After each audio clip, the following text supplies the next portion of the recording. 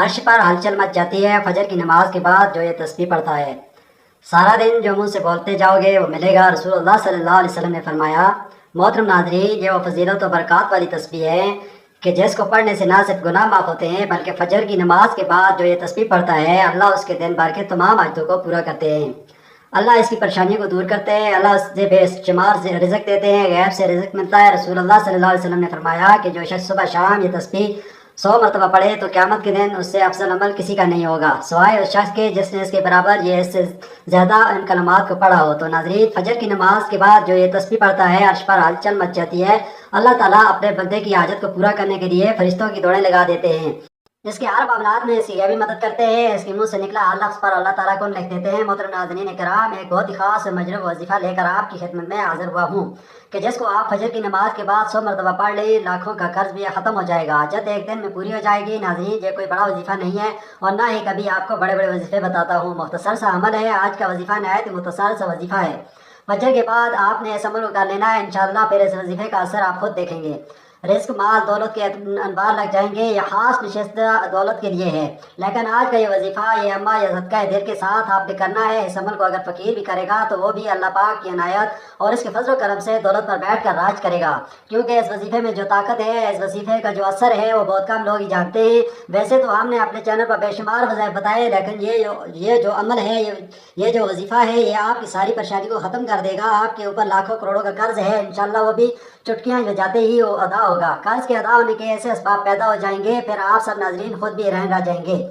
آپ کے پاس دولت کی کمی ہے، آپ کرائے کے گھر میں رہتے ہیں، آپ کی سمجھ میں نہیں آتی کہ کرایہ کیسے ادا کریں، گھر کا خرچ کیسے چلائیں، کیونکہ آج کل مہنگائی بھی تو اتنی زیادہ ہو گئی ہے کہ ایک وقت کا کھانا بھی مشکل ہو چکا ہے۔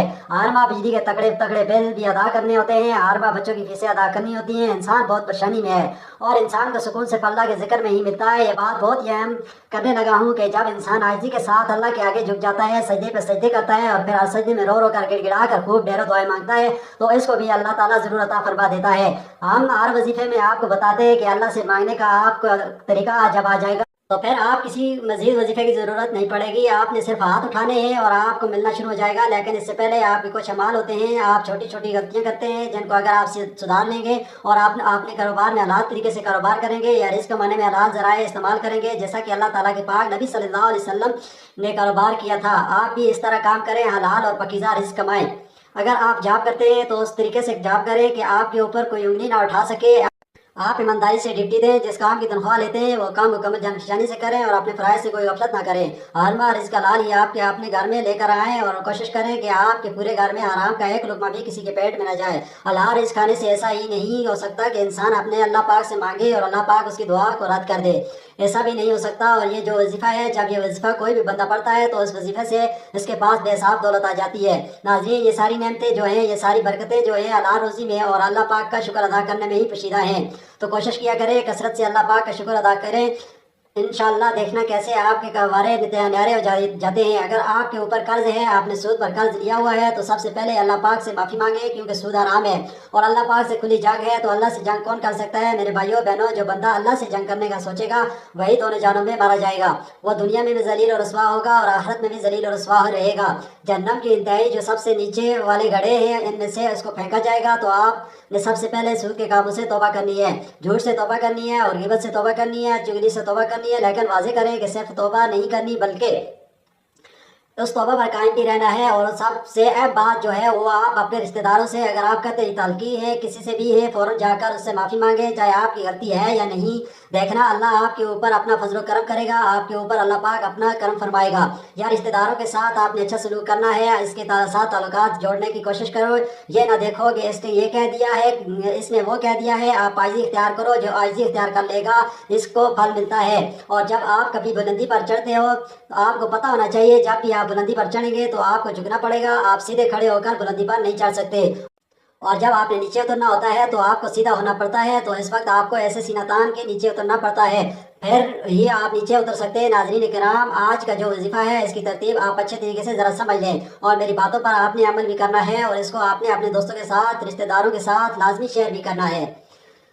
یہ بھی ایک صدقہ جاریہ ہوگا، کسی ایک بندے نے بھی اس بات پر عمل کر دیا تو اس کا اجر آپ کو بھی ملے گا۔ جب فجر کی نماز ادا کر لیں، آپ نے کوشش کرنی ہے کہ وہیں اس جگہ پر بیٹھ جائیں۔ مردوں نے کوشش کرنی ہے کہ وہ مسجد میں جا کے جماعت کے ساتھ نماز ادا کریں۔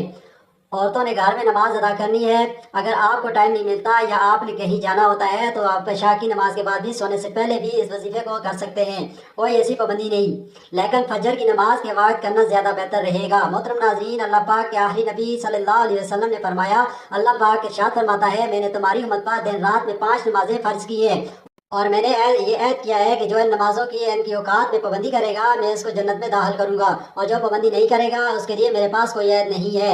اللہ پاک قرآن کریم میں ارشاد فرماتا ہے، رب کو سراہتے ہوئے اس کی پاکی بولو سورج چمکنے سے پہلے اور اس کے ڈوبنے سے پہلے، نماز فجر ادا کر لو۔ صحابی حضرت عبداللہ بن عمر رضی اللہ تعالیٰ عنہ سے روایت ہے، پیارے آقا صلی اللہ علیہ وسلم نے ارشاد فرمایا، جو صبح کی نماز پڑھتا ہے وہ شام تک اللہ پاک کا ذمہ میں ہے، تم اللہ پاک کا ذمہ نہ توڑو، جو اللہ پاک کا ذمہ توڑے گا اللہ پاک اسے اوندا یعنی الٹا کر کے دوزخ میں ڈال دے گا۔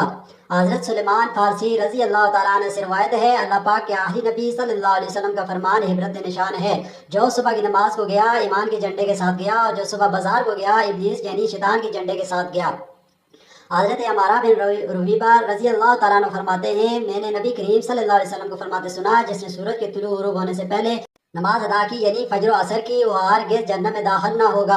حضرت ابو عبیدہ بن جراح رضی اللہ تعالیٰ عنہ بیان کرتے ہیں، رسول اکرم صلی اللہ علیہ وسلم نے ارشاد فرمایا، جمعے کے دن پڑھی جانے والی نماز باجماعت سے افضل کوئی نماز نہیں ہے، میرا گمان یعنی خیال ہے تم میں سے جو اس میں شریک ہوگا اسے گناہ معاف کر دیے جائیں گے۔ حضرت انس رضی اللہ تعالیٰ عنہ سے روایت ہے، سرکار مدینہ صلی اللہ علیہ وسلم نے ارشاد فرمایا، جس نے 40 دن فجر و عشاء باجماعت پڑھی اس کو اللہ پاک 2 آزادیاں عطا فرمائے گا، ایک ناز یعنی آگ سے، دوسری نفاق یعنی منافقت سے۔ نماز جنت کی چابی ہے، اللہ پاک ہمیں وقت جو 5 نمازیں پڑھنے کی توفیق عطا فرمائے، آمین۔ جا الہی فجر میں ہم کو اٹھنے کی شوق دے، سب نمازیں ہم پڑھیں وہ ذوق دے، جو صبح کی نماز سورج نکلنے سے پہلے پڑھ لے یعنی باجماعت ادا کرے، ایسا بندہ اللہ پاک کے ذمہ میں چلا جاتا ہے۔ جو 2 نمازیں یعنی فجر اور عصر کی نماز شوق سے پڑھتا ہے، اللہ پاک اس کے لیے باقی نمازیں پڑھنا آسان کر دیتا ہے۔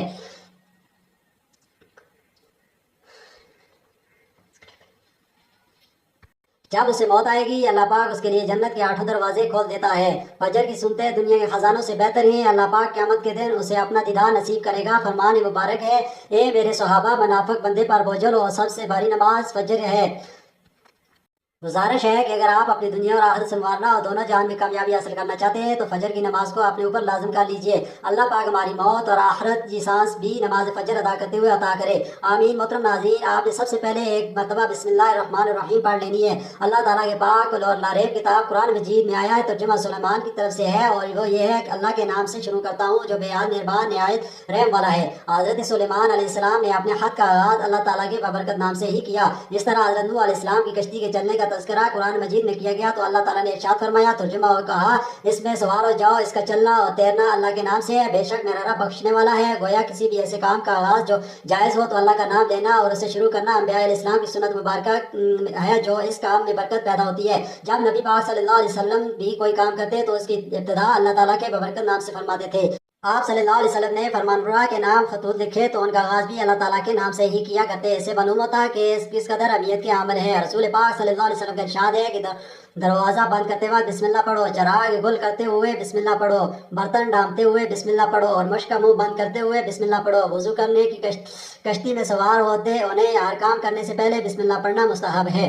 ناظرین کرام، اس کے بعد آپ نے نبی کریم صلی اللہ علیہ وسلم کی ذات اقدس پر صرف 11 مرتبہ درود پاک پڑھ لینا ہے، اور درود پاک بے شک ابراہیمی پڑھ لیں یا کوئی چھوٹے سے چھوٹا درود جیسے کہ صلی اللہ علیہ وسلم پڑھ لیں، لیکن درود ابراہیمی کی فضیلت زیادہ ہے۔ ایک مرتبہ ثواب کی نیت سے میرے ساتھ بھی درود پاک پڑھیے۔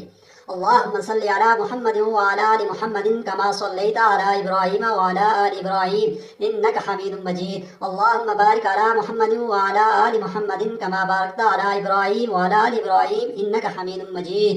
حضرت عبداللہ بن عمر رضی اللہ تعالیٰ عنہ سے روایت کرتے ہیں کہ ایک شخص نے حضور اقدس صلی اللہ علیہ وسلم کی خدمت میں ببرکت میں حاضر ہو کر اپنی مفلسی اور تنگ دستی کی شکایت کی تو آپ صلی اللہ علیہ وسلم نے فرمایا، جب تم گھر میں داخل ہو اور گھر میں کوئی ہو تو اسے سلام کرو، اور اگر کوئی نہ ہو تو مجھ پر سلام کرو اور ایک بار تن کر اللہ پڑھو۔ اس شخص نے ایسا ہی کیا، اللہ تعالیٰ نے اسے اتنا مالا مال کر دیا کہ اس نے اپنے ہمسائیوں کی بھی خدمت کی۔ تفسیر قرطبی فرمان مصطفیٰ صلی اللہ علیہ وسلم ہے، جو یہ پسند کرے کہ اللہ تعالیٰ اس کے گھر میں خیر زیادہ کرے تو جب کھانا حاضر کیا جائے وضو کرے، اور جب اٹھایا جائے تو اس وقت بھی وضو کرے۔ ابن ماجد حدیث نمبر 3260۔ کھانے کے وضو سے مراد دونوں ہاتھ گھٹنوں تک اور منہ کا اگلا حصہ دھونا اور کلی کرنا ہے۔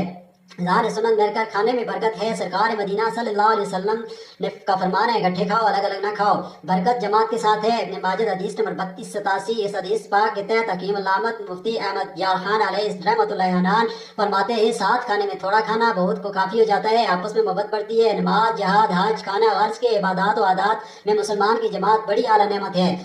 رزق میں وسعت کا نسخہ سرکار مدینہ صلی اللہ تعالیٰ علیہ وسلم کا فرمان مشبار ہے، جو شخص دسترخوان سے کھانے کے گرے ہوئے ٹکڑوں کو اٹھا کر کھائے وہ فراغی کی زندگی گزارتا ہے اور اس کی اولاد میں عافیت رہتی ہے۔ رزق میں برکت کا ایک سبب رشتہ داروں سے اس نے سلوک کرنا بھی ہے۔ نبی اکرم صلی اللہ تعالیٰ علیہ وسلم نے فرمایا جسے عمر میں اضافہ اور رزق میں زیادتی ہونا پسند ہو تو اسے چاہیے کہ وہ اللہ تعالیٰ سے ڈرے اور صلح رحمی کرے۔ حدیث نمبر 7947۔ سال بھر رزق حلال ملے گا۔ فرمان صلی اللہ تعالیٰ علیہ وسلم ہے بھوکا اور حاجت مند اگر اپنی حاجت لوگوں سے چھپائے خدا تعالیٰ رزق حلال سال بھر تک اسے عنایت کرے گا۔ شعیب الایمان حدیث نمبر 154۔ جس نے استغفار کو اپنے اوپر لازم کر لیا اللہ عز و جل اس کی ہر پریشانی دور فرمائے گا اور ہر تنگی سے اسے راحت عطا فرمائے گا اور اسے ایسی جگہ سے رزق عطا فرمائے گا جہاں سے اسے گمان بھی نہ ہوگا۔ حدیث نمبر 3819۔ کیا میں تمہیں وہ چیز نہ بتاؤں جو تمہیں کیا تمہارے دشمن سے بچا دے اور تمہارے رزق کو وسیع کر دے۔ رات دن اللہ تعالیٰ سے دعا مانگتے رہو کہ دعا مومن کا ہتھیار ہے۔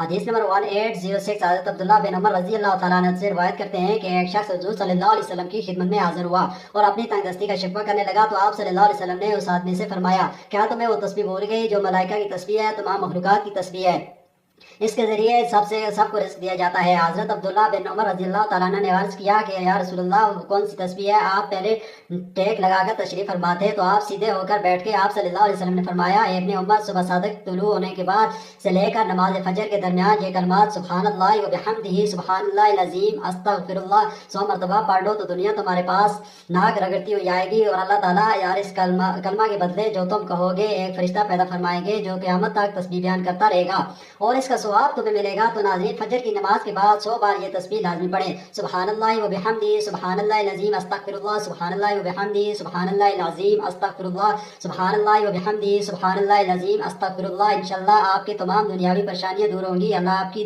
دنیاوی نعمتوں سے مالا مال کر دے گا انشاءاللہ۔ آخر میں دوبارہ سے 11 مرتبہ درود شریف پڑھ لینا۔ درود شریف پڑھنے کے بعد آپ نے اللہ پاک سے دعا مانگنی ہے۔ جب بھی یہ مانگنا ہے اللہ سے مانگنا ہے برکت والا خیر و عافیت والا رزق مانگے، سکون والا رزق مانگے۔ اس سے نہ صرف آپ کے گھر میں خوشحالی رہے گی بلکہ آپس میں بھی پیار اور محبت میں بڑھے گی۔ ہر بندہ دن رات زیادہ سے زیادہ پیسہ کمانے کے چکر میں بہت سے راستے اختیار کرتا ہے، تو کوشش کریں کہ آپ نے مختصر راستہ نہیں اختیار کرنا، اپنے کام پہ آپ نے مکمل توجہ دینی ہے، رزق حلال کمانا ہے، محنت کرنی ہے۔ اس سے اللہ پاک آپ کے اوپر ڈھیروں برکتیں اور رحمتیں ہونا شروع ہو جائیں گی اور کوئی بھی وظیفہ نماز کے بغیر مکمل نہیں ہوتا۔ آپ نے 5 وقت کی نماز لازمی ادا کر لینی ہے اور حسب توفیق صدقہ خیرات بھی دینا ہے۔ محترم ناظرین نماز کے وقت اللہ تعالیٰ نمازی کی طرف متوجہ ہوتا ہے۔ اللہ تعالیٰ انسان کو سجدے کرتے وقت ہی سب سے زیادہ پسند کرتا ہے۔ جب انسان نماز کے لیے تیار ہوتا ہے تو جنت کے دروازے کھول دیے جاتے ہیں اور نماز کی جانب جتنے قدم بڑھاتا ہے اس کے اتنے گناہ معاف کر دیے جاتے ہیں اور اتنا ہی ثواب اس کے حق میں لکھ دیا جاتا ہے۔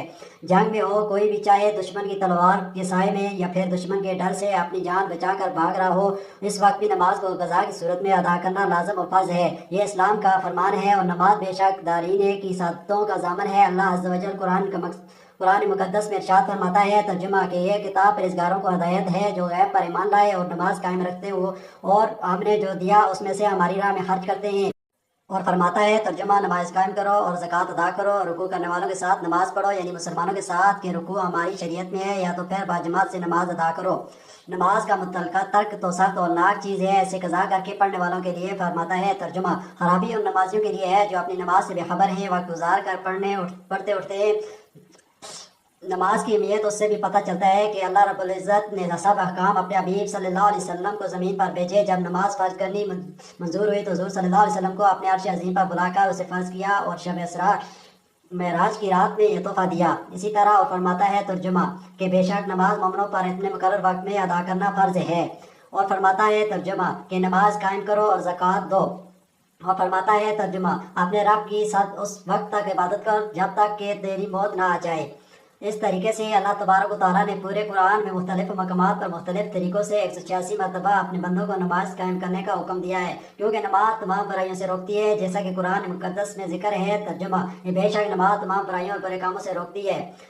اللہ تعالیٰ اپنے بندوں کو نماز پر پابندی کرنے کی تلقین اس لیے کر رہا ہے تاکہ اس کے بندے ضلالت اور گمراہی کے دلدل میں نہ پھنسے اور حق کی راہ پر گامزن رہے، تمام طرح اختلافات اور مصیبت سے بچے رہیں۔ اگر آپ قرآن مقدس کی تلاوت کریں گے تو بے شمار آیات آپ کو ایسی ملیں گی جو نماز کی فرضیت پر دلالت کرتی ہے، اور آپ جان لو گے کہ بے شک نماز ہر حال میں فرض ہے اور اس سے بچنے کا کوئی چارہ نہیں ہے۔ پھر کھڑے ہو کر اس طرح 2 رکعت نماز پڑھتا ہے کہ اپنے دل اور چہرے سے متوجہ ہو کر یہ 2 رکعتیں ادا کرتا ہے تو اس کے لیے جنت واجب ہو جاتی ہے۔ حضرت عبداللہ بن عمر رضی اللہ تعالیٰ عنہ سے روایت ہے، حضور پر نور صلی اللہ علیہ وسلم نے ارشاد فرمایا، جس نے نماز پر مداوت کی تو قیامت کے دن وہ نماز اس کے لیے نور، برہان اور نجات ہوگی، اور جس نے نماز کی محافظت نہ کی تو اس کے لیے نہ نور ہے، نہ برہان، نہ نجات، اور وہ قیامت کے دن قارون، فرعون، حامان اور ابی بن غفلت کے ساتھ ہوگا۔ حضرت ابو سعید خدری رضی اللہ تعالیٰ عنہ سے روایت ہے، حضور اقدس صلی اللہ تعالیٰ علیہ وسلم نے ارشاد فرمایا، جس نے جان بوجھ کر نماز چھوڑی تو جہنم کے اس دروازے پر اس کا نام رکھ دیا جائے گا جس سے وہ داخل ہوگا۔ اللہ پاک سے دعا ہے کہ تو ہم سب کے صغیرہ کبیرہ گناہ